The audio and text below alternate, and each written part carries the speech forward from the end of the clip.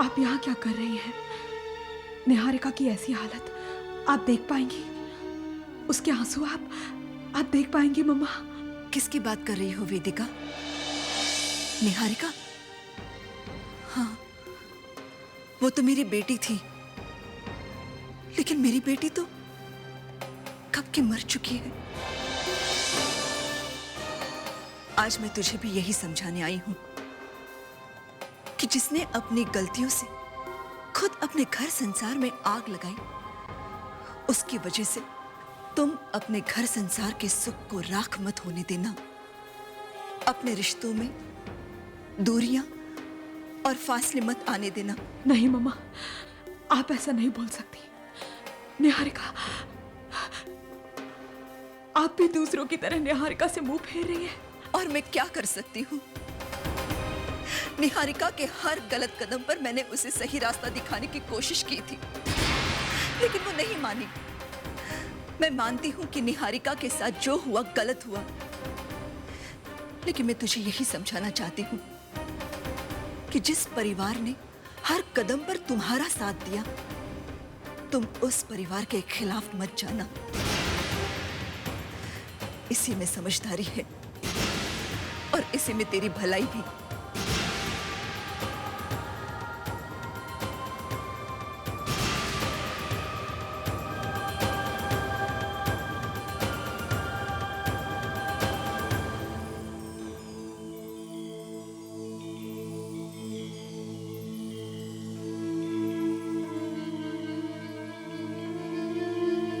मम्मा इतनी नाराज है मुझसे कि तुम्हें मेरा साथ देने के लिए मना कर दिया। थैंक्स वेदिका। इस मुश्किल की घड़ी में अगर तुम भी मेरा साथ नहीं देती तो मैं बिल्कुल अकेली पड़ जाती। एक बहन ने एक बहन की मुश्किल को समझा। निहारिका, मैं तुम्हारा दुख समझ सकती हूँ,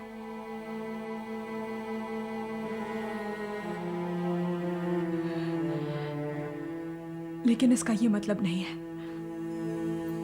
कि मैं तुम्हारी गलतियों को भूल गई हूं। नहीं निहारिका, तुमने मेरे परिवार को बहुत दुख दिया है, मैं वो कभी नहीं भूल सकती। आज मम्मी जी और मैं एक औरत होने के नाते तुम्हारे साथ खड़े हैं, लेकिन मर्यादा की सीमा जो तुमने पार की है और हमारे घर हमारे परिवार पर जो कीचड़ उछाला है, उसके लिए हम तुम्हें कभी माफ नहीं करेंगे। इसलिए निहारिका, हमसे ज्यादा उम्मीदें मत रखना।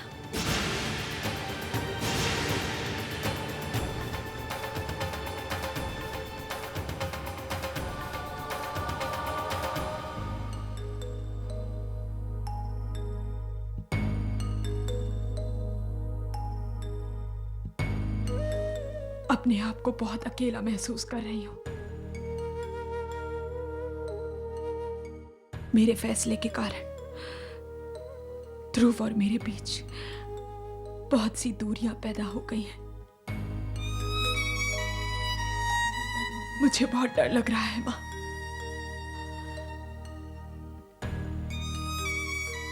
एक पत्नी के लिए मुश्किलें आसान हो जाती हैं अगर उसे हर कदम पर अपने पति का साथ मिले। पति के बिना मिली हुई जीत हार के समान ही होती है। शादी के 7 फेरे लेते हुए एक पति और पत्नी एक दूसरे के साथ की कामना करते हैं। शायद इसीलिए मां, ध्रुव के बिना लिया हुआ हर कदम कितना भारी लग रहा है, कितना दुख दे रहा है।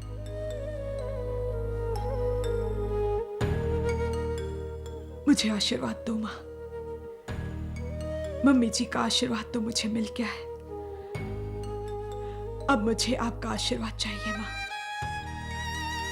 कि इस सच की लड़ाई में मेरे कदम कभी ना डगमगाए।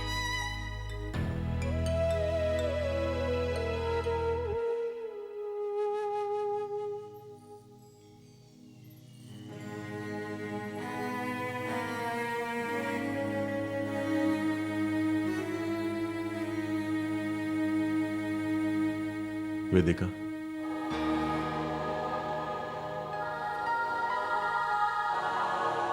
मेरे पास शब्द नहीं है तुम्हें शुक्रिया कहने के लिए। हमारे संबंधों में इतनी कड़वाहट होने के बावजूद भी हमारे दुखों में तुम हमारे साथ हो। रुद्र, मैं सिर्फ सच का साथ दे रही हूं। इसका यह मतलब नहीं है कि मैं अपने परिवार से अलग हूं। हाय हाय हाय हाय, बुलबुल दीदी, ये हमेशा मेरे सोच की, मेरे समझ की, मेरे दिमाग की ऐसे डेथ ही क्यों हो जाती है? हाय रब्बा तितली, इतनी गुंजल मुंजल बातें क्यों कर रही है? साफ साफ बता ना, बात क्या है? देखो ना, मैंने कविता दीदी के लिए अपने दिल में खामखा इतनी नाराजगी भर के रखी हुई थी। मुझे लगता था उन्होंने मेरे पुत्र अनुराग के साथ बहुत बड़ी नाइंसाफी की है, पर पता है आज उनका बड़प्पन देखकर मेरी ना आंखें से झप से झुक गई। कौन सी बात कर रही है तू? बता तो सही। वही बात जो ठीक है। इस वक्त ना कविता दीदी का बड़ा सख्त और मुश्किल इम्तिहान चल रहा है, पर वो तो अपने उसूलों पर ऐसे जमकर टिकी हुई है, मजा ले जरा सा भी हिली हो। उन्होंने कहा है वो अपने बड़े पुत्र का साथ बिल्कुल नहीं देगी, वो सच्चाई का साथ देंगी। पूरा परिवार एक पासे खड़ा है और कविता दीदी कल्ली एक पासे खड़ी है। अगर आप उसूलों के पक्के हो ना, तो अंदर से अलग से शक्ति मिलती है। क्योंकि दीदी, मैंने तो देखा है, अंतरिक्ष कविता दीदी की पूरी दुनिया उनकी जान हुआ करता था। उन्होंने जवानी तक ध्रुव को माफ नहीं किया, क्योंकि उसी की गलती की वजह से अंतरिक्ष ऐसे अपाहिज हो गया था ना। पर आज वही दीदी अपने उसी लाडले पुत्र के खिलाफ खड़ी हुई हैं। उन्होंने कहा है कि अंतरिक्ष को उसकी गलती की, उसके गुनाहों की सजा मिलनी चाहिए। हाय हाय, वाह कविता दीदी, और वाह है उनके उसूल। हाँ तितली, देख तो, कविता दीदी ने अपने दिल पर पत्थर रखकर ये फैसला किया है, और वो माँ भक्त ध्रुव पहली बार अपनी माँ के खिलाफ खड़ा है। हाँ, और वो सुंदरी अपनी लाडो निहारिका के खिलाफ। कहानी में कितना अच्छा ट्विस्ट है। ना बड़ा ट्विस्ट कि मेरी तो डेथ ही होती जा रही है।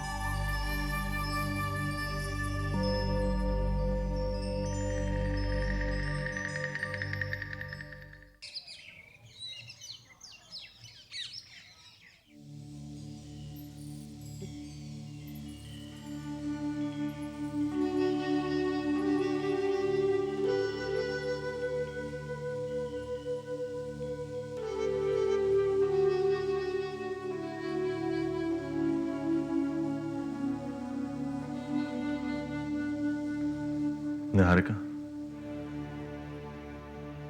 मैंने तुमसे वादा किया है ना कि मैं अंतरिक्ष को उसके किए की सजा दिलवा कर ही रहूंगा।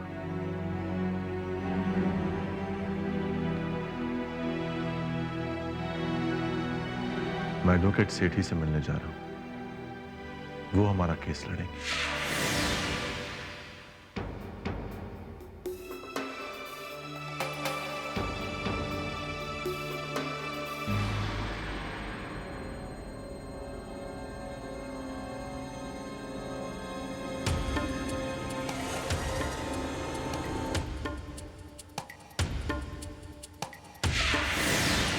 माँ यहाँ कहीं वो भी एडवोकेट सेठी से निहारिका के केस के बारे में ही बात करने तो नहीं है?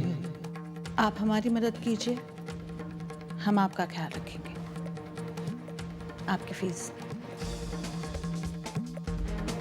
आप अंतरिक्ष का केस लड़ेंगे।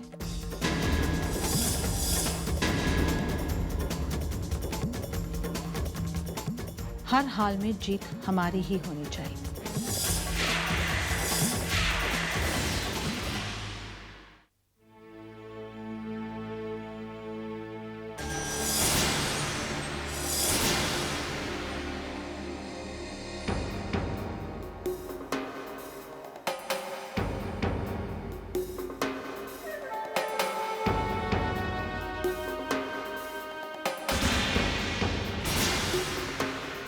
मां, मुझे ऐसा क्यों लग रहा है कि जब से आप इस घर में आई हैं, बदल सी गई। आप तो हमेशा मेरी भलाई की सोचती थी, हमेशा मेरा साथ देती थी। मेरा जरा सा भी दुख आपको बर्दाश्त नहीं होता, और आज जब मैं इतनी बड़ी मुश्किल में घिर गया हूं तो आपने मेरा साथ छोड़ दिया। रुद्र, तुम क्या कह रहे हो? मेरी कुछ समझ में नहीं आ रहा है।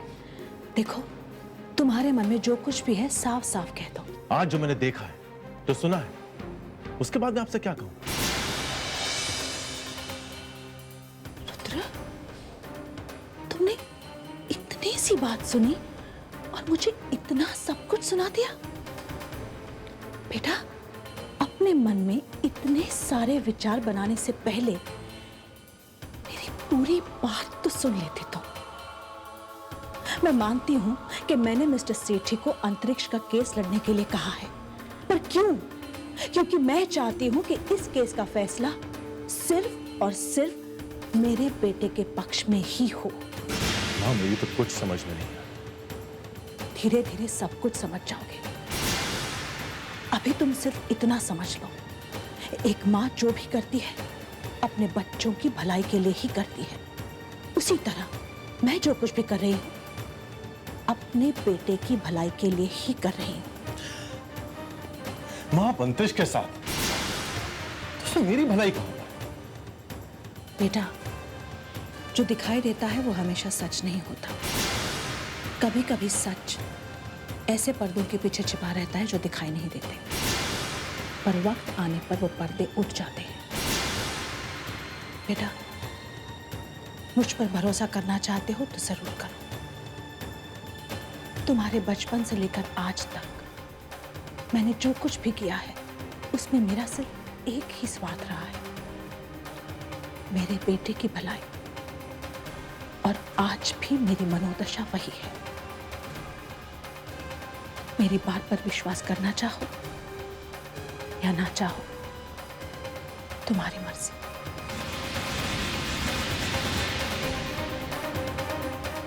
मुझे जो कहना था मैंने कह दिया।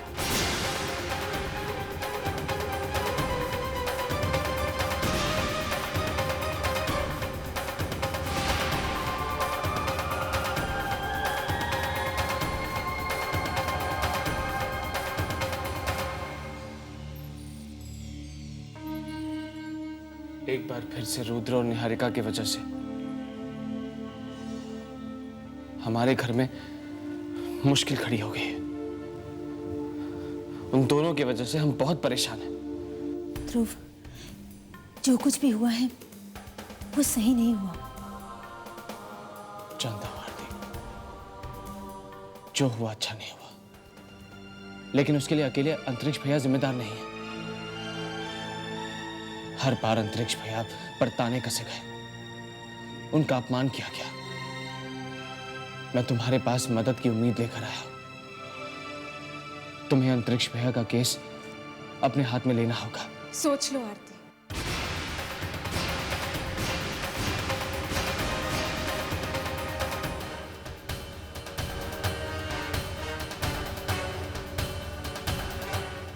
तुम किसके पक्ष में खड़ी होकर ये केस लड़ना चाहोगी? सच का साथ देना चाहोगी या झूठ का? आरती, ये वेदिका नहीं, वेदिका की जुबान से उसकी बहन का प्यार बोल रहा है। प्लीज ध्रुव, मेरी बात समझने की कोशिश तो करो। तुम सारी सही बातों का गलत मतलब निकाल रहे हो। लेकिन वेदिका, ये तो साफ दिखाई दे रहा है कि तुम अपने पति के खिलाफ खड़ी हो। तुम अपनी बहन का साथ देने के लिए अपने पति का साथ छोड़ रही हो। नहीं आरती, पति पत्नी का रिश्ता तो जन्मों का होता है, उसे भला मैं कैसे तोड़ सकती हूँ? हालात ही कुछ ऐसे पैदा हो गए हैं कि हम दोनों के विचारों में दूरियां आ गई हैं। हालात का शिकार पति पत्नी का रिश्ता ही क्यों हो? देखो वेदिका, मैं तो अपने दोस्त का ही साथ दूंगी। ध्रुव, मैं अंतरिक्ष भैया का केस लड़ने के लिए तैयार हूँ। नहीं आरती, मैं अंतरिक्ष भैया के खिलाफ आवाज उठा रही हूँ तो इसका ये मतलब नहीं है कि मैं ध्रुव को दोष दे रही हूँ। ध्रुव के लिए मेरे दिल में प्यार अब भी है।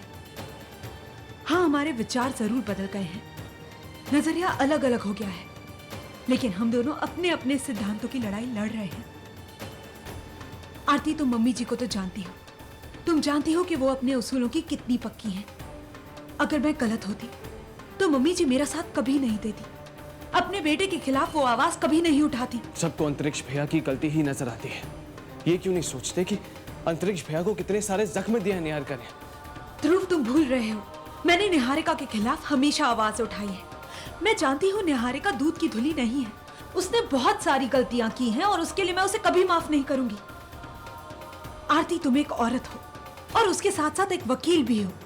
तुम मुझे बताओ कि कानून में ये कहाँ लिखा है कि एक औरत की ज्यादतियों के लिए उसे इतनी गंदी सजा मिले? आरती, तुम अंतरिक्ष भैया का केस अपने हाथ में ले रही हो, तुम मेरा साथ दे रही हो।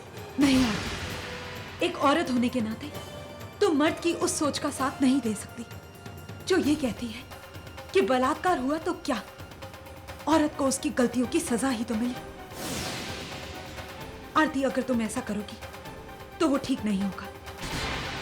आरती, तुम तो एक काबिल वकील हो और तुम काबिल इसलिए नहीं हो क्योंकि तुम अच्छी दलीलें देती हो, तुम इसलिए काबिल हो क्योंकि तुम सच की लड़ाई लड़ती हो। झूठ और सच का फैसला तो अदालत में हो ही जाएगा, लेकिन उसके पहले आरती, तुम्हें फैसला करना है कि तुम सच का साथ दोगी या झूठ का।